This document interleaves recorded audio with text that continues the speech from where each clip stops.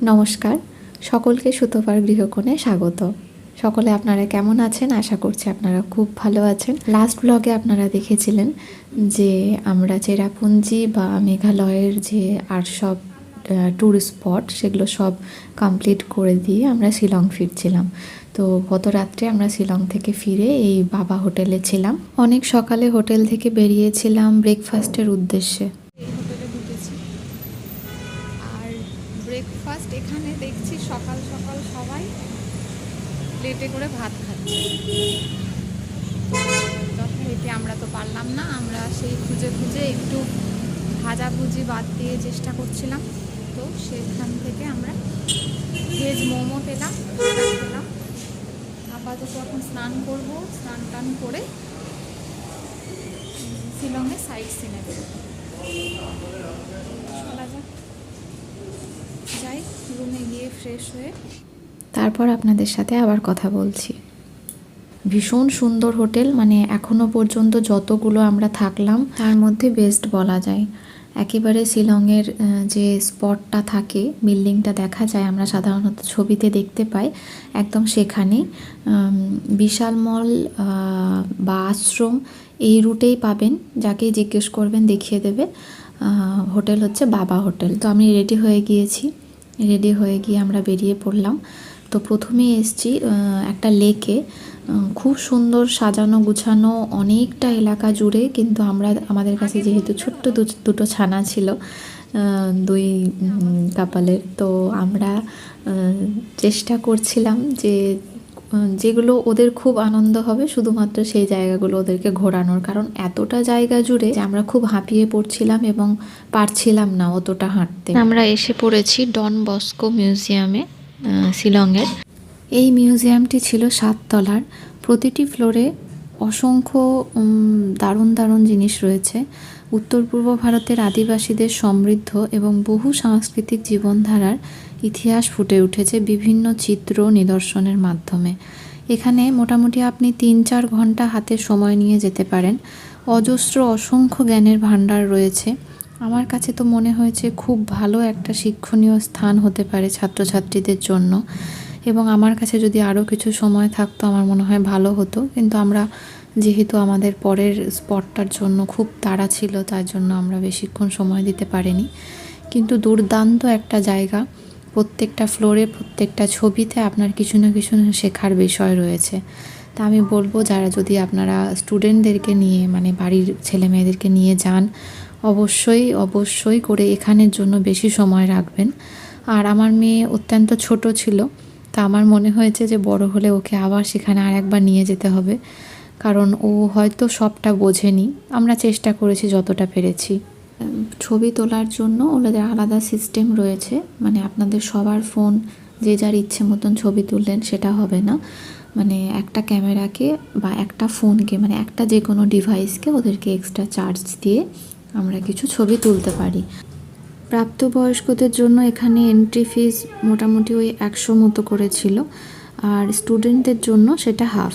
সব থেকে মজার বিষয় হলো যে এখানে যে যার সাবজেক্ট, মানে কেউ আর্টসের বা কেউ সায়েন্সের বা কেউ কমার্সের বা কেউ দর্শন শাস্ত্রের, যে যেমন ফিল্ডে রয়েছেন পড়াশোনা করছেন, সে তার নিজের জিনিসগুলো না ওখানে গিয়ে পেয়ে যাবেন। খুব ভালো লেগেছে। আর পুরনো যুগ, মানে আমাদের কিভাবে আপগ্রেডেশন হয়েছে সমস্ত কিছুতে, তার একটা হিস্ট্রিও পেয়ে যাবেন।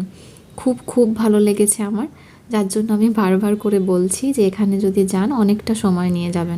টপে আছি, পুরো শিলং শহরটাকে দেখা যাচ্ছে।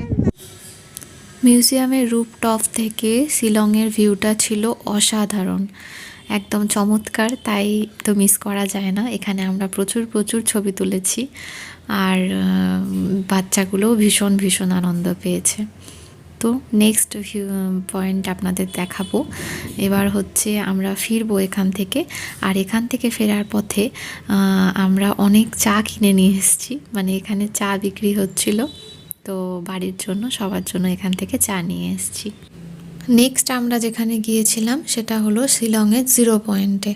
সেখানে যেতে গেলে একটু আধার কার্ড নিয়ে যেতে হবে। আপনারা যারা যাবেন তারা নিয়ে যাবেন। খুব সুন্দর জায়গা এবং সেখানে যে ট্রাইবাল খাসি পোশাক রয়েছে সেই পোশাক পরে আমরা খুব সুন্দর করে সেজে ফটোশ্যুট করেছি। তারপর আমরা যেখানে পৌঁছে গেলাম সেটা ছিল এলিফ্যান্ট ফলস। খুব সুন্দর একটা ফলস এবং চারিদিক ভীষণ সুন্দর সাজানো গুছানো, এবং একটা গাছের পাতা বা ফুলও তারা মানে হাত দিতে দিচ্ছিল না কাউকে। এখানে অনেকটা সিঁড়ি আছে, ছোট বাচ্চাদের একটু অসুবিধে হবে বা বয়স্ক মানুষেরও একটু অসুবিধে হবে। এই যে দেখুন ওপর থেকে ভিউটা খুব সুন্দর।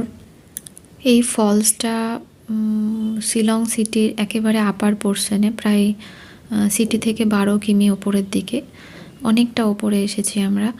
এবং এই ফলসটা বহু পুরনো।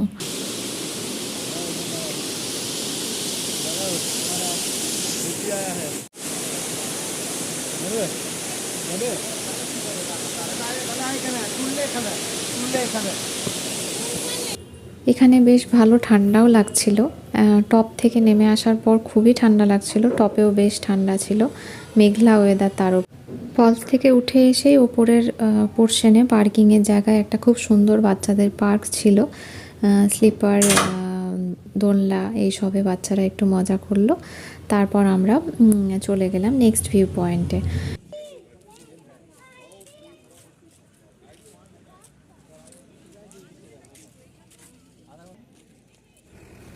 তো এটা ছিল একটা এয়ারফোর্স মিউজিয়াম। এই মিউজিয়ামে রয়েছে বিভিন্ন রকমের বিমান বাহিনীর পোশাক সজ্জা ও কামান বিমান বিভিন্ন রকমের, আর রয়েছে অনেক ছবি ও প্রদর্শনী, যা বিভিন্ন বয়সের মানুষের শিক্ষাগত অভিজ্ঞতা বাড়ানোর একটা দুর্দান্ত জায়গা। এখানেও বাচ্চারা ভীষণ মজা করেছে, আর বিভিন্ন অস্ত্রশস্ত্র দেখে তাদের ভীষণ আনন্দ পেয়েছে তারা। আর ছিল বিভিন্ন রকমের আমাদের পুরনো যারা খ্যাতনামা বিমান বাহিনীর মানুষজনের তাদের জীবন কাহিনী থেকে শুরু করে তাদের পোশাক সজ্জা, তাদের বিভিন্ন রকমের ছবি এবং তাদের জীবনের বিখ্যাত কাজের নিদর্শন।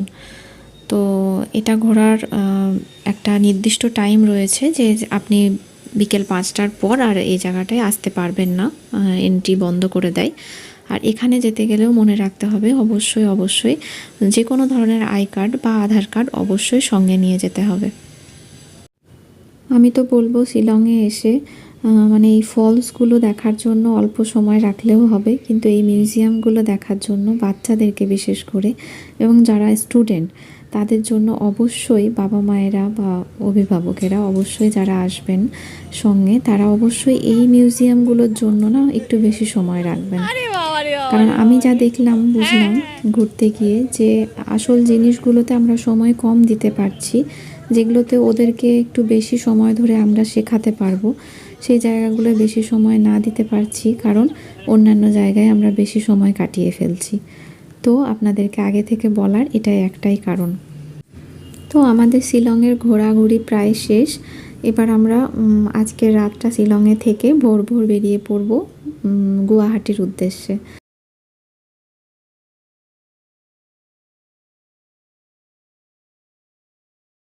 আমরা এখন শিলং থেকে গুয়াহাটির পথে যাচ্ছি। যেতে যেতে রাস্তায় এক জায়গায় ব্রেকফাস্ট করতে নেমেছি এই রেস্টুরেন্টটায়।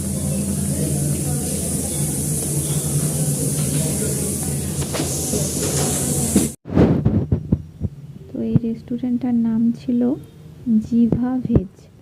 খুব সুন্দর খাবার দাবার খেলাম। আমরা খেলাম হচ্ছে, আমি নিয়েছিলাম আলুর পরোটা আর বাকিরা খেয়েছিল ধোসা, ইডলি। তো যাই হোক, যে যার পছন্দ মতন খেয়ে উঠে পড়েছি আবার গাড়িতে। তো এবার আমরা চলছি হচ্ছে গুয়াহাটির পথে। আজকে সারাদিন কিছু মন্দির দর্শনের ব্যাপার আছে যতদূর জানি, তারপর বাকিটা তো আপনাদের সাথে শেয়ার করবই। আর আজ বোধহয় আমাদের কামাখ্যা মন্দিরের দর্শন হবে না, কারণ আমাদের বুকিং কনফার্ম হয়নি এখনও, যতদূর জানতে পারলাম। তো হয়ে যেতেও পারে হয়তো, নইলে কাল সকালে সকাল পুজো দিয়ে আমরা সন্ধ্যের ট্রেনে বাড়ি ফিরে যাব।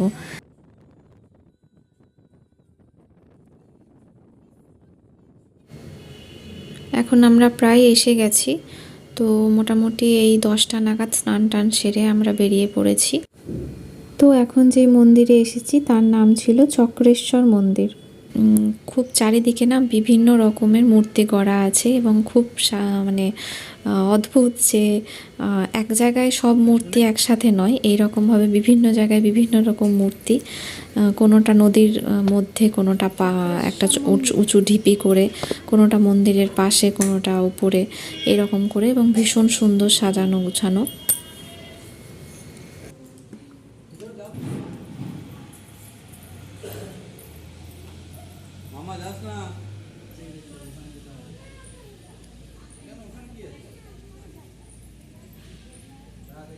ব্রহ্মপুত্র এই শোন শোন, কি নদী এটা? এখানে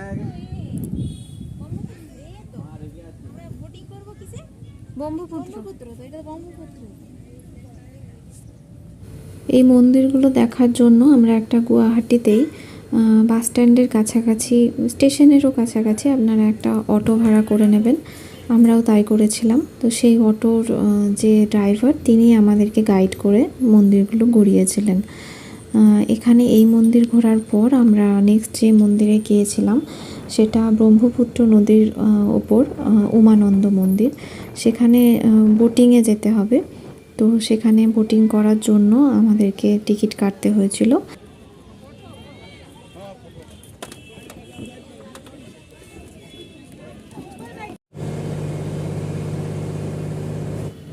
চলুন, অনেক তো গঙ্গা নদীর সাথে জীবন কাটিয়েছি, গঙ্গা নদীর এলাকায় জন্মেছি, বড় হয়েছি, তো ব্রহ্মপুত্র নদী বইয়ের পাতাতেই শুধু পড়েছি। আজ চোখে প্রত্যক্ষ করে নিলাম। তো বিরাট বিরাট বড় নদী, আর সেই ওপরে দূরে দেখতে পাচ্ছেন সেখানে ছোট্ট দেখা যাচ্ছে, সেই মন্দিরে আমরা এখন যেতে চলেছি। জল ভীষণ গভীর জল ছিল, আর বর্ষাতে শুনলাম জল নাকি আরও ডবল হয়ে যায়। তখন একেবারেই মানে ঘুরতে আসার প্রোগ্রাম বানাবেন না, অন্তত এখানে। তো আমরা এসে গিয়েছি, প্রায় বিরাট বড় লাইন ছিল।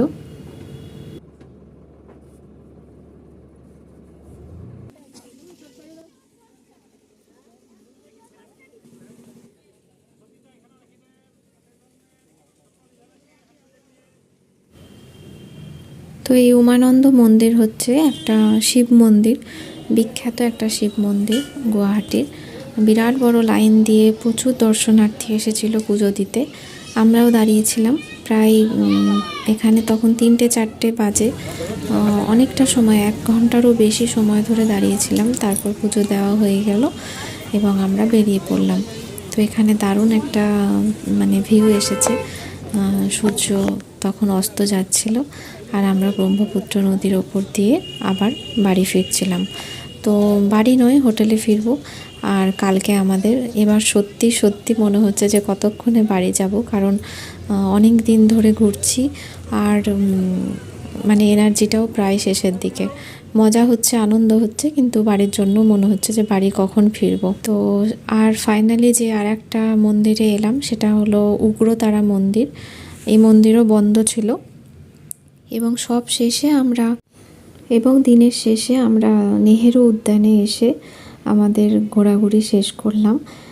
খুব সুন্দর একটা পার্ক, বাচ্চা বড় সকলে মিলেই খুব ভালো একটা সময় কাটানোর জায়গা। চারিদিকে ফোয়ারা রয়েছে এবং বাচ্চাদের জন্য টয় ট্রেন রয়েছে। তো সেখানে 2টো বাচ্চাই অনেকক্ষণ ধরে চেপেছে এবং খুব মজা করেছে। স্লিপার রয়েছে, যা যা এমনি পার্কে থাকে, ছোটদের পার্কও রয়েছে এবং বড়দের জন্য সময় কাটানোর বসার জায়গাও রয়েছে। তো ছোটোখাটো খাবারের দোকানও রয়েছে। তারপর আমরা সেখান থেকে বেরিয়ে রাত্রে ডিনার সেরে বাড়িতে ফিরলাম, এবং আমাদের পরের দিনের যাত্রা ছিল কামাখ্যা মন্দির এবং বাড়ি ফেরা। এই যে বাচ্চাদের একটা পাওয়া গিয়েছে।